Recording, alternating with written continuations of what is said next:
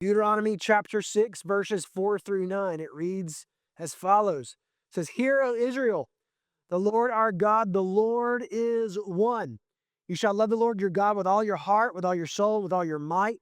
And these words that I command you today shall be on your heart.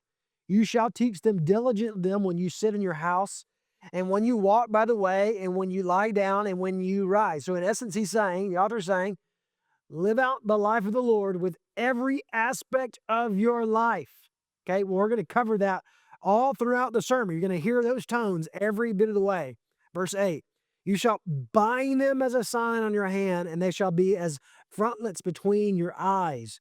You shall write them on the doorposts of your house and on your gates. May God bless the reading of his word. And everyone said, amen. Just right out of the gate, I want you to write this down. If you're a parent, if you're not a parent, if you're expecting, whatever it is, I want you to write this down. All parents are forming hearts in their home. Let me read that again. All parents are forming hearts in the home. Your children are almost a reflection of you living out your life of the Lord. But the question is, concerning all parents forming hearts in their home, what type of heart are you forming in your children? What type of heart are you forming in your children? Paul Tripp, in his book called Parenting, which I think, parent or not, should read the book called Parenting by Paul Tripp. He said this: your job is to be God's tool for the purpose of forming the image of God's Son in your children.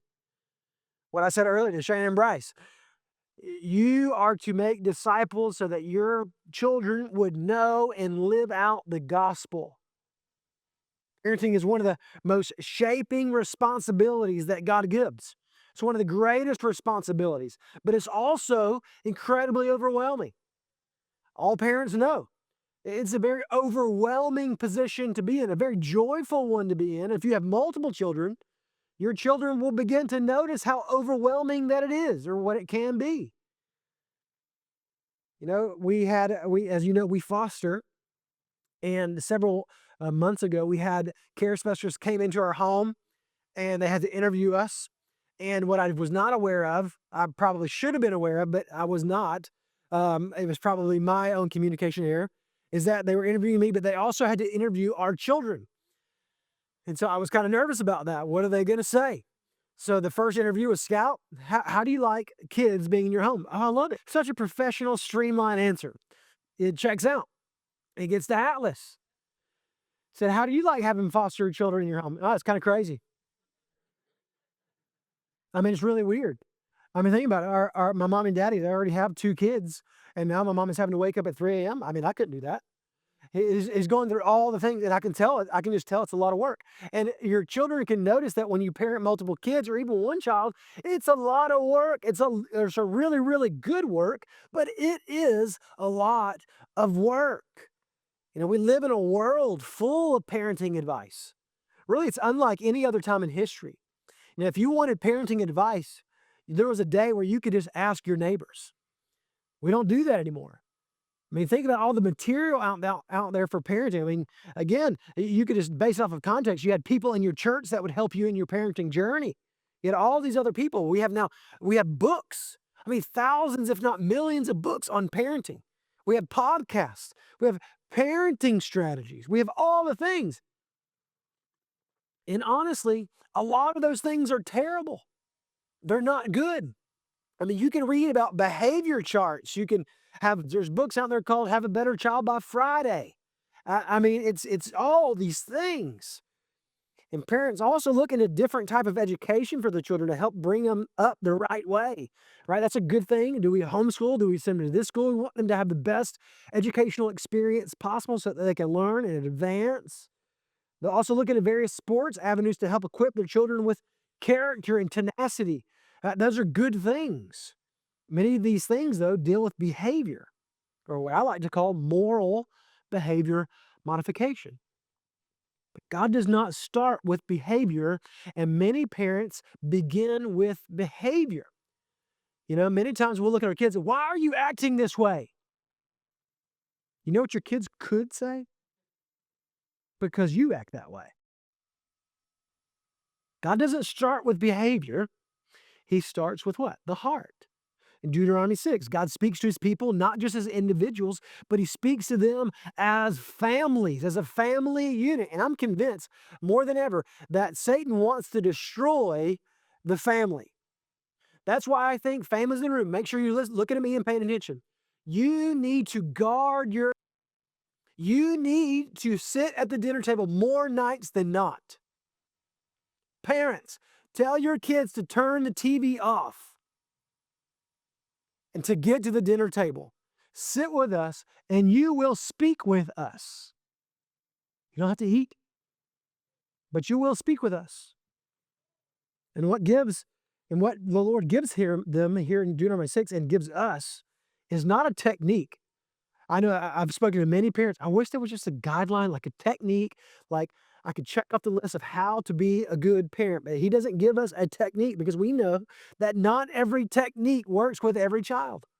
Like I said, I have two boys, one child, I can just look at them.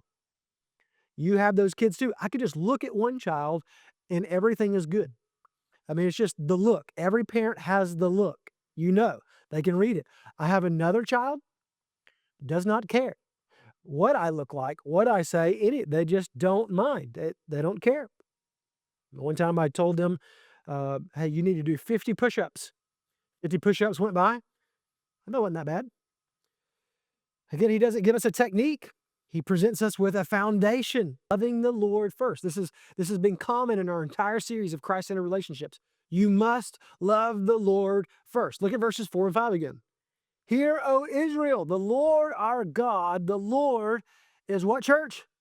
Is one. You shall love the Lord your God with all of your heart, with all your soul, and with all of your might.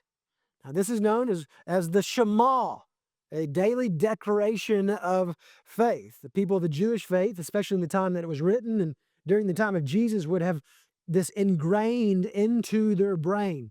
It would have been the first thing that they would have said when they woke up, when they went to study the Torah in school, being raised up as a child. They would recite this multiple times a day for the most part. But notice, before God ever says, teach your children, he says, love me. Love me first. I'm the priority. See, the church, the order here matters, and it has heavy implications with our own personal life. Parents will often say things, he just acts just like you. Just like his mama. Just like. I wonder if how children respond to these things is just a replication of how we respond to things. It's not a do as I say, but not as I do type of thing. Parents, you cannot consistently lead your children where you are not personally going. Because this is what parents typically focus on. They focus on the external obedience. They focus on behavior modification. They focus on performance. And all those things need to be focused on, right? We want external obedience, right? We say that all the time. We obey right away with a happy heart. We say that all the time. We expect obedience. That is an expectation in our home. Obedience is an expectation because we are all called to obedience to the Lord, our God. Now, we do want some type of behavior modifications. We'll say all the time, check your attitude. You need to have a better attitude about your circumstances. We all want them to perform well. We want them to try their hardest no matter what they do. If they're doing schoolwork or cleaning baseboards, whatever it is, we want our children to do the very best performance that they can give. I tell my kids all the playing sports, I care more about your effort and your attitude than a trophy any day. You can come in last place. You can be the worst player on the team. That does not concern me. But what does concern me is your effort and your attitude.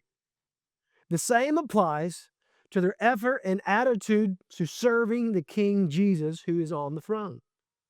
But God is after something very much deeper than just behavior modification and external obedience and performance. He is concerned with your heart, parents. He's concerned with your affection towards him. He's concerned about your devotion, your true devotion to him. Paul Tripp in his book Parenting also said this: God hasn't just sent you to do his work in the lives of your children. He will use the lives of your children to advance his work in you. Oftentimes we think that we're forming our children for their sake. But more often than not, in our attempts to form our children, God is forming us. So when your child wakes up at 3 a.m., what is he doing? Not allowing you to sleep. An opportunity to pray for your kids at 3 a.m. And just anyone who's new at parenting or not parenting yet, that someone gave me advice, or they said this statement before we had Scout. Brooke was expecting, and he said, as a parent, you will never sleep the same ever again your entire life. Ever. Now, you typically think, well, it's just the newborn phase, I won't sleep that much. All the empty nesters, all the people who you have great grandchildren, you would agree that I've never slept the same ever since I had children, because you still wake up in the middle of the night thinking about your children, how they're serving the Lord. They're thinking about their safety. You're thinking about your great grandchildren. You're thinking about your great great grandchildren now, and you may never ever meet. Have you ever wondered that it is doing something in you as you are raising your kids? How is he forming you in your heart? Is he giving you opportunities to have a right attitude about parenting? Is he forming new habits and for you to spend more time with your kids, not less? I could go on a rant all within itself, for sure. We need to be with our kids more than less.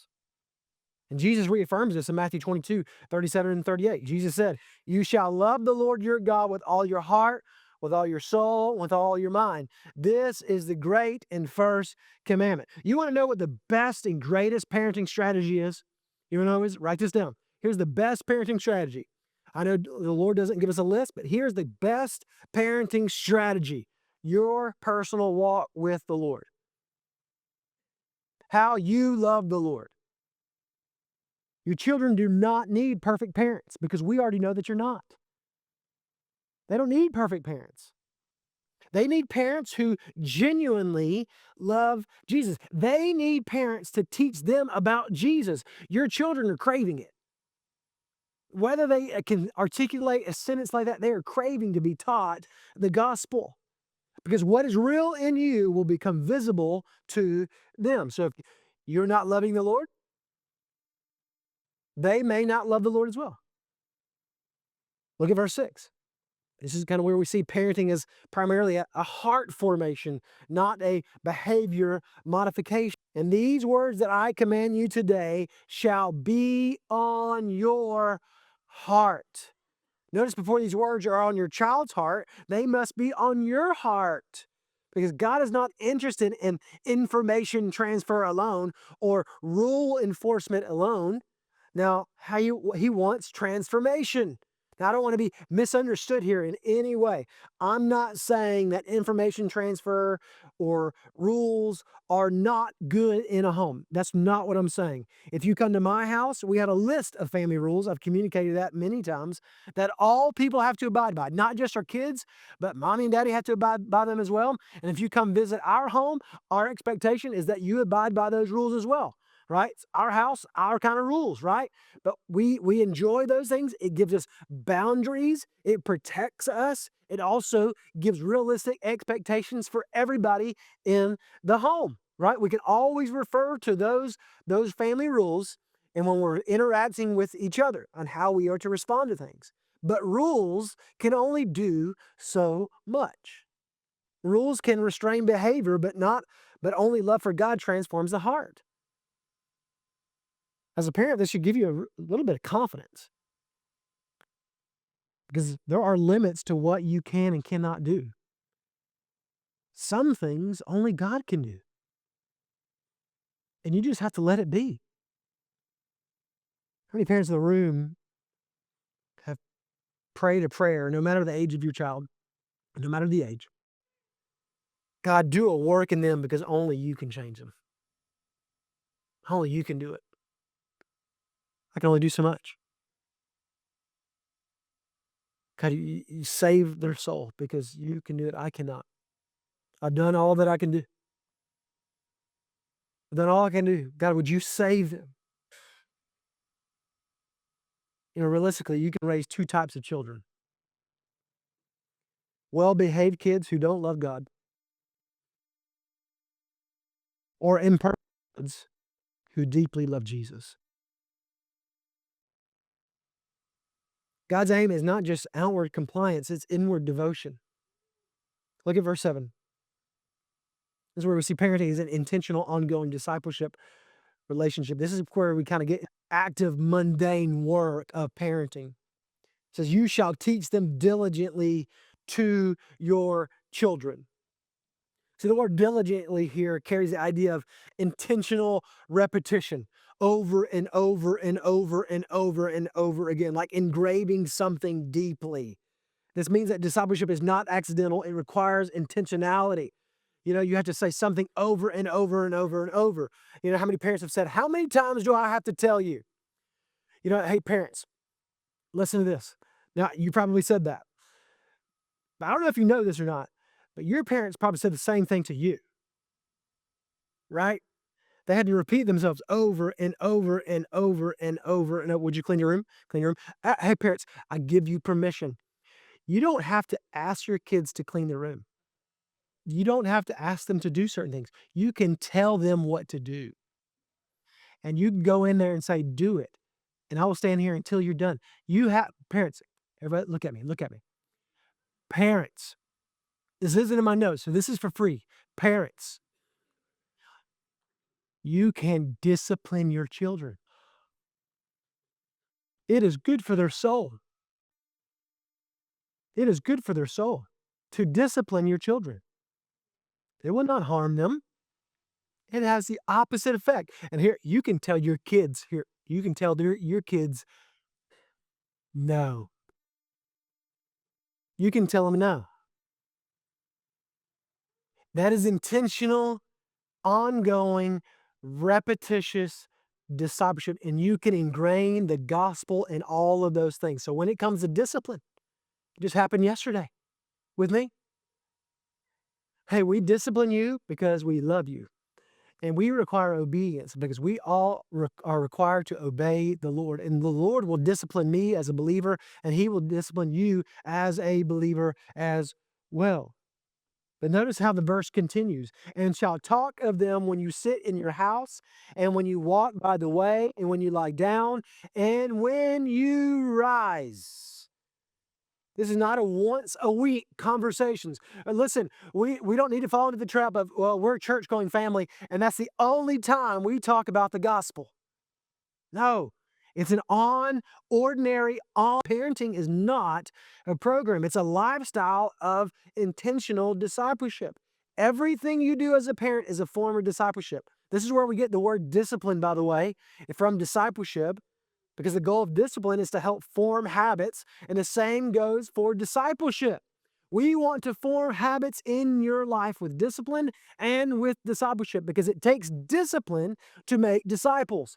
It takes discipline to read the scriptures every day. It takes discipline to pray every day. It takes discipline to reach out to your church family every day. It takes discipline to wake up on a Sunday when it's been a difficult week to come to church. It takes discipline. None of you are here by accident.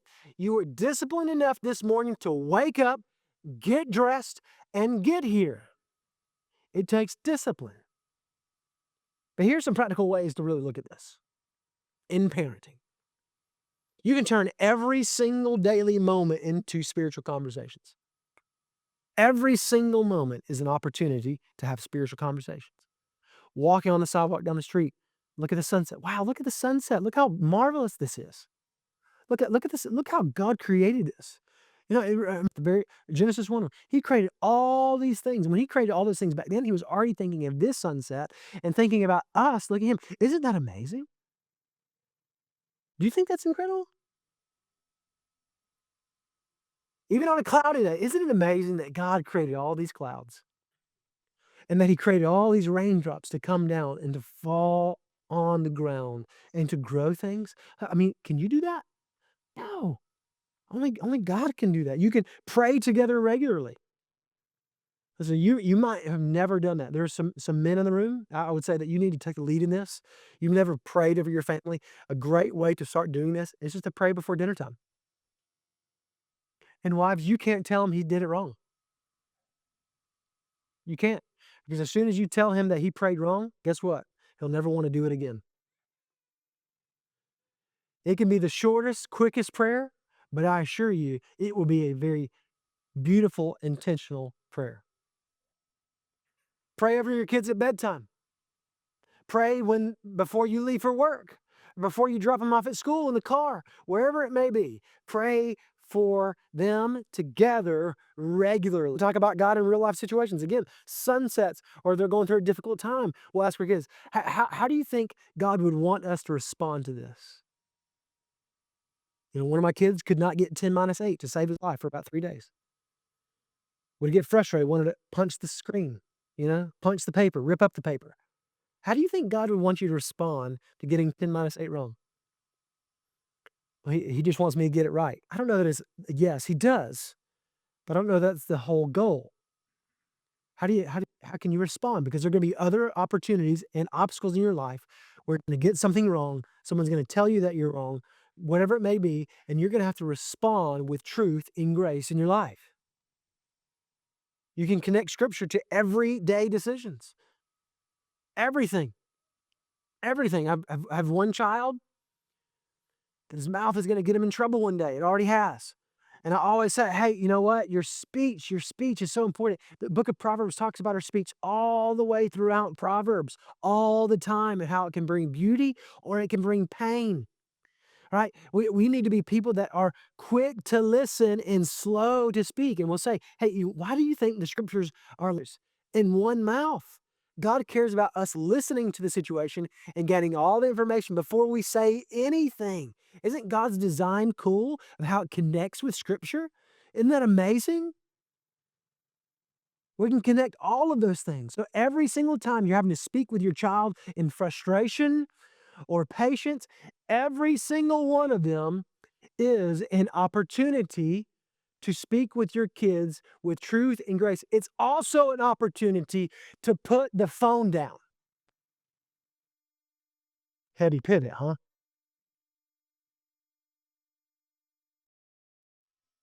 Put it Can I just be plain and simple? This is also not my notes. I'm just very passionate about this.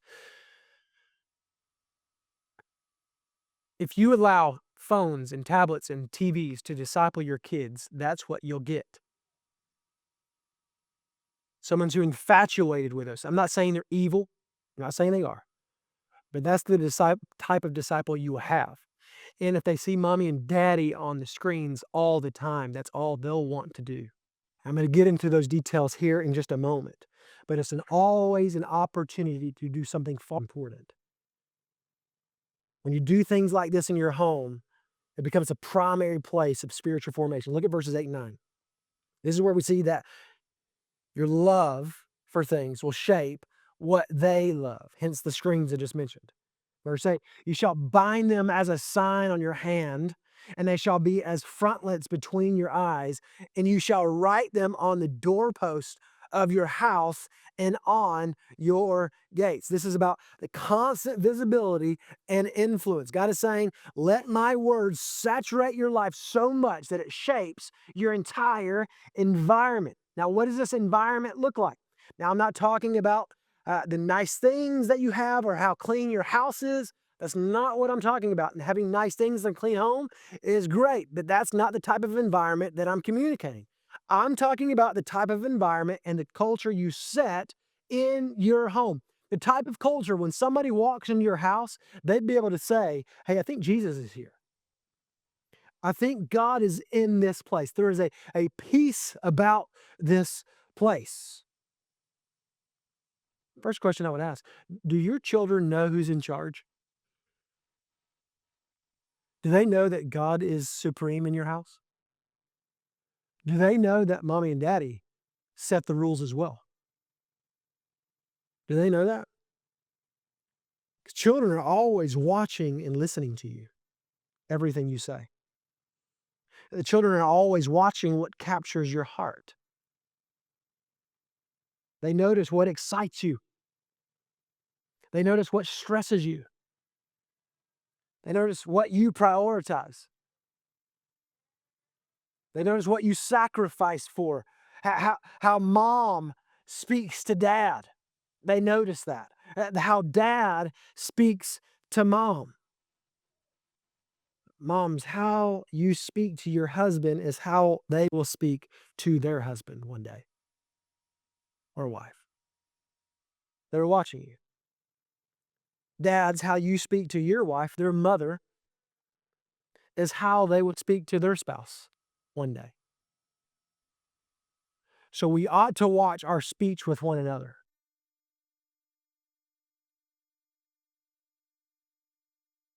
In a sermon on wives, it was either on wives or husbands. But one practice that we have is that we will never, my wife and I, we will never correct one another in front of our kids. Never. We made that decision before we even had kids. We're not going to do it. We both were in households that did that, and we did not want to do that because what it does is it creates confusion, right? You never know what side to be on, right? We tell our kids all the time, mommy and daddy, we're on the same team, and we're both starters. Y'all are on the bench. Same team, y'all are on the bench. We are priority number one. Whatever she says is what I say, and whatever I say is what she says. Somebody they come up and ask, "Hey, Daddy, can I have an ice cream?" Did you ask Mommy? Yes. So what did she say? No. Okay, there's two issues here. First issue is, well, Mommy already said no, and so that's my answer. The other issue is, if she already said no, that's my answer as well. You never, ever go to the other parent trying to manipulate us. That won't work. That is manipulation, and that is wrong because, again, Mommy and Daddy, we are on the same. Now, if we do have a disagreement, we'll talk about it in another room when our children are not around. It can either wait until they go to bed, or we can step into our home office, which is the laundry room. We'll go in our home office and we'll talk about it and we'll deliberate and we'll come back with the same response and the same answer. We'll sit in the room. Do we have terms? We have terms.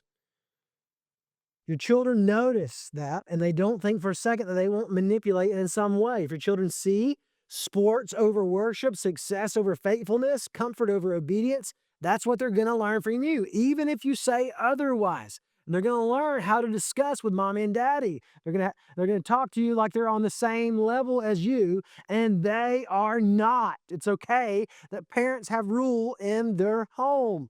This will leave an eternal mark on their lives. All of this points to the main goal of parenting, loving God and loving others. Consider again Matthew 22, 39 and 40. And a second is like it. You shall love your neighbor as yourself. On these two commandments depend all the law and the prophets. See, Jesus connects everything back to two things, to love God and to love others. When we love God and we love other disciples, and the goal of parenting is not just raising successful kids, it's raising disciples. I can't tell you how many times in ministry, how many times I've had kids come up to me and tell me that they think that they're called into vocational ministry. And their parents convince them that they're not called and they need to go to some major university so that they can be an attorney and have a lot of money and a lot of success. Will they have a lot of money and a lot of success? Likely. But they're avoiding the call of God. I know one in particular. This person said, I'm called into ministry. You know what their parents' response was? Yeah, you might, but I don't want you to be poor.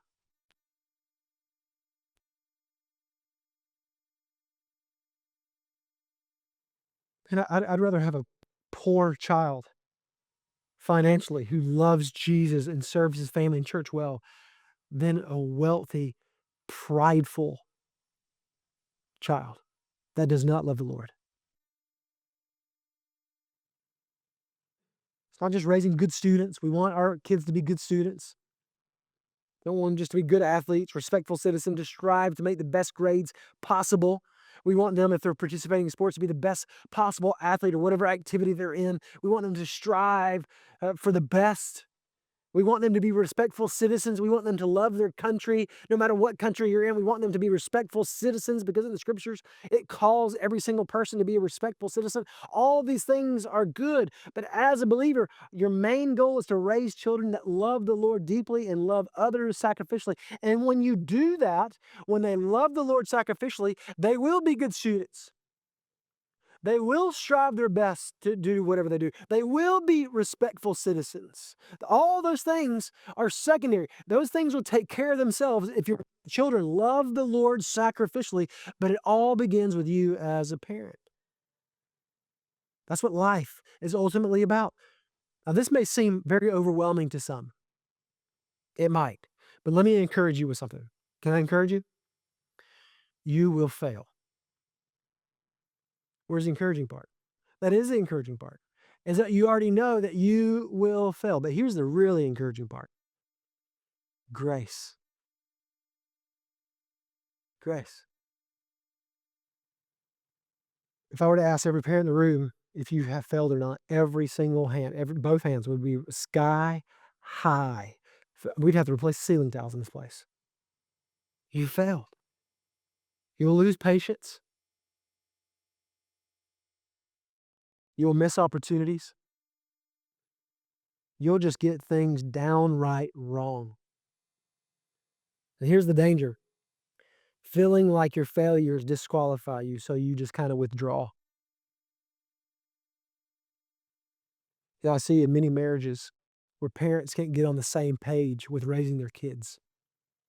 Hey, those of you who are married and not yet have kids, go ahead and talk about your expectations of parenting now, so you don't have to do it after you have kids and play catch up. Parents with kids that you may have never discussed how to discipline your kids, how to speak to your kids, how to interact with your kids, have that discussion today after Mother's Day lunch. Because what happens many times is the parents are not on board, not 100% of the time, but most of the time. Here's what happens, and I've seen it many times. They can't. Dad begins to withdraw. But he is the person who's one of the most vital individuals in the household. Over 90% of kids come to know Christ when dad is a Christ follower. Parents, get on the same page. How do you want to discipline your kids? How do you want to speak to your kids? What is your expectation what's your expectation for the dinner table? What's your expectation for anything and everything? What's your expectation for bedtime? What's your expectation for bath time? What's your expectation for this? Expectation for this? Every single thing. Write it down on a yellow notebook pad if they still sell them. Write it all down. Type it up. Print it. Put it everywhere you need to. Have the same expectations. Don't withdraw. Just because it's difficult does not mean you withdraw. But the gospel reminds us with grace, your children don't need a perfect parent. They just need a repentant one. When you fail, apologize, ask forgiveness, and point them to Jesus, because ultimately you are not the Savior. Several weeks ago, I'm running short on time. Several weeks ago, really, it was last week. Perfect timing for a parenting sermon. I've had people come up to me and say this, and I won't say this pridefully or anything, but they've said, "Hey, Mitch, you're Brooke, and really Brooke is just great at parenting. If you could see us behind closed doors." A couple of weeks ago, I'm riding my bike in my bedroom. I have a stationary, or my road bike is on a trainer. I was riding my bike, riding a lot. It was a few hours in, and I'm sweating. I mean, it's the room is smelly, and Brooke loves it, by the way.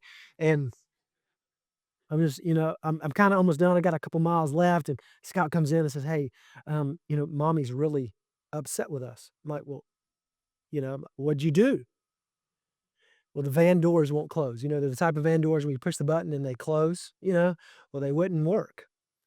And so I unclick, and I'm in my cycling bibs looking ridiculous, all sweaty, my cycling shoes. I'm walking like this through the house, trying not to slip and fall. And Tom, you know what I'm talking about. Trying not to fall on the floor. I'm walking out there in the driveway looking all ridiculous. I'm sure our neighbors are thinking I'm nuts. And sure enough, the van doors won't close. I have to do it manually. like you did back in the day. Not that big of a deal. They'll still close, but not. And I'm thinking, my automatic thing is dollar signs, right? I'm thinking, what in the world did you have to do to break this? I go in their bedroom and I start, it's like the interrogation room. What'd you do? Tell me, go. Both kids are on their beds, their bunk beds. Like, we don't know. I'm like, oh, so you just forgot? And this is real. This is really happening. So you just forgot. So it's just gone. Like, Daddy, we don't know. I'm going to give you a few more minutes. I'm coming right back, and you're going to tell me. I was so mad. I was so furious, and I haven't done that in a long time, really, if ever. I was so frustrated. Maybe it's just the testosterone flowing through me from a bike ride. I don't know what it was. I was so intense. It was crazy. And so I finished my bike ride. I rinse off, and I don't know how long it was. I go back in there. I'm like, "You ready?" Daddy, we don't know. We don't know. So I'm like, "Well, y'all gonna sit here until you figure it out." And at that point, I've calmed down. So I go on my computer and I go and I Google reasons why. The first thing that pops up: make sure the power switch is on. So what's the first thing I do? I go out in the van. I sit down, turn that thing on, and they work. I literally went 10 and 2 in the driveway and put my head on that steering wheel for about 5 minutes on the verge of tears. And I had to take my slice of humble pie and walk in that house. And I called a family meeting. I said, "Boys, Brooke, everybody, I have failed everyone in this home. I'm highly embarrassed. Forgive me." And what I tell my kids all the time, one mouth, two ears, I said, I didn't take the time to try to listen to anybody. I drew too many conclusions. Please forgive me. And I asked forgiveness from everybody. I looked at everybody in their eyes and said, would you please forgive me? Would you please forgive me? Would you please forgive me? And that's what not to do, ever. Daddy has learned a valuable lesson here. And so we all hugged, all things were great. And then I was like, well, it's actually probably Mommy's fault because her knee probably hit the button. So, Brooke, do you have anything to say? Nope, nothing. And we're sitting there, a couple hours have gone by. I think Brooke and I were sitting at the table. Maybe, I don't know what we were doing, planning out something for the week, or I don't know what we were doing. So Atlas comes out of nowhere, puts his elbow like this on the table. Y'all still feel bad about earlier? Yeah, I do. Okay. I do. Just go back and read whatever you're reading.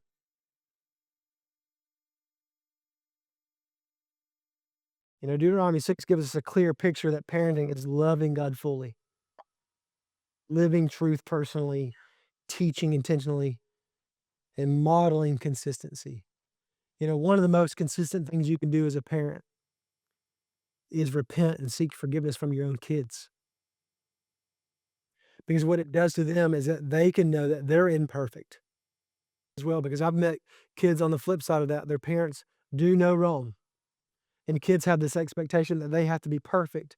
And when they grow older, they find that I'm not perfect and they have an identity crisis. They need to see parents that repent. And Jesus clarifies the goal. Again, love God, love others. So I would say to parents, ask yourself, do my children see a genuine love for God in me? Am I intentionally discipling them or assuming that it will just happen? What am I modeling as most important in my life? Because at the end of the day, your greatest legacy will not be what your kids achieve, but who they love and who they live for. What type of model are you for your children? What type of model are you for your children? Hey, many times we focus on just the now. What you're doing now in your kid's life is preparing generations hundreds of years from now. 100 of years from now. I shared this story. I remember I got into the genealogy thing in my own family, and because I don't know anything about my family. I didn't know anything because we're all dispersed and divorces and all the things. I had no connections really with any of that kind of stuff, and I was going through, and I saw multiple pastors, which is really cool. But then it kind of got to the end of the genealogy where it just couldn't go any further. It was like in Scotland in the 1500s, and it was a nobleman, and he went off to a war, and kind of like Braveheart kind of scenario, and died in a battle. So wow, that's really cool. Not that he died, but the story. But they know that we're family members down the line because of his salvation and baptism letter in his church. And I thought that was really cool. This guy from 600, 700 years ago came to faith, willing to be a good citizen, die for his country, all the things. It was a really cool story. But I'm harping on work in me 600 years ago, already preparing that. And so we lose sight of that. I consider Abram or Abraham. All the families will be blessed through you. All the families will be blessed because of Jesus, but he was doing a work 2,000 years before Jesus even came. So many times we think of just the now. We just think of the mundane. Parents with young kids. I wonder, you may not be the richest person ever. If you are, let me know. You may not be the richest person ever. Your kids aren't craving wealth. They may say something, I wish we were rich. I wish I was rich too.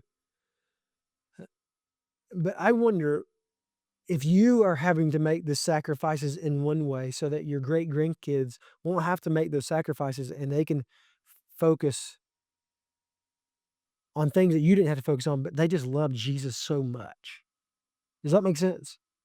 In a muddied up kind of way. So the work that God is doing in you, he's preparing a way for a work to be done generations from now.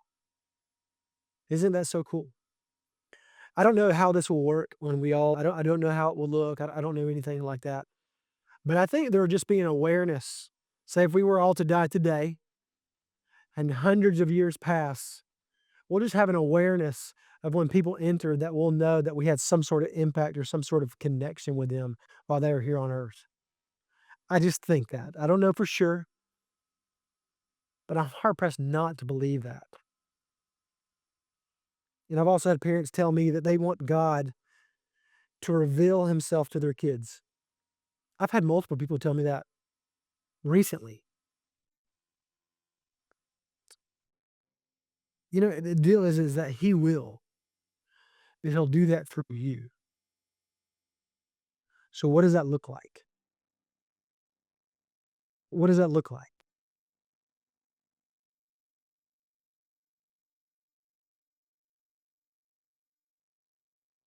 One thing, I don't know, we've never had the conversation if I want to be buried, cremated, or anything. But one thing as a father that I want in my funeral, I might have to on my tombstone if I have one, I don't know. For all I know, you can take the insurance money, lobster for all I care. But I want somebody to either say it or written down somewhere that he loved Jesus and he acted like it.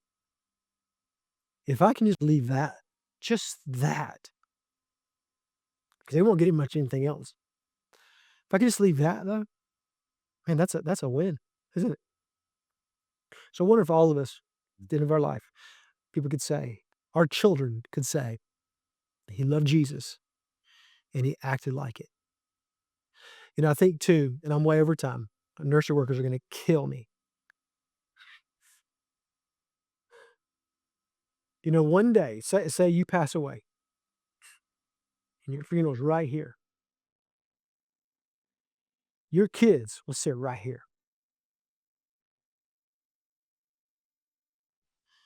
What would they say? Would they say, and he or she loved Jesus and they acted like it? Or would they say, "I'm glad that's over"?